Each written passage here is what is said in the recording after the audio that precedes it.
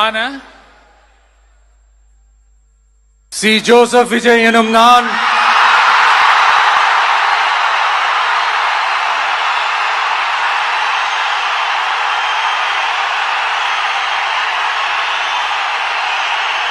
சட்டப்படி அமைக்கப்பெற்ற இந்திய அரசியல் அமைப்பின்பால் உண்மையான நம்பிக்கையும் மாறா பற்றும் கொண்டிருப்பேன் என்றும் இந்திய நாட்டின் ஒப்பில்லாத முழு முதல் ஆட்சியையும் ஒருமையையும் நிலை நிறுத்துவேன் என்றும் தமிழ்நாட்டு அரசின் முதலமைச்சராக உண்மையாகவும் உளச்சான்றின்படியும் என் கடமைகளை நிறைவேற்றுவேன் என்றும்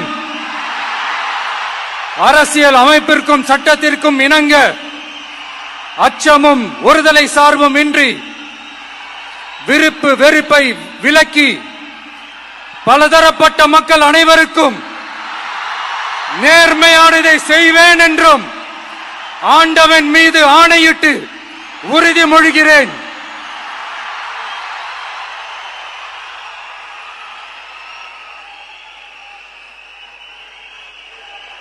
புரிஞ்சிருச்சுண்ணா.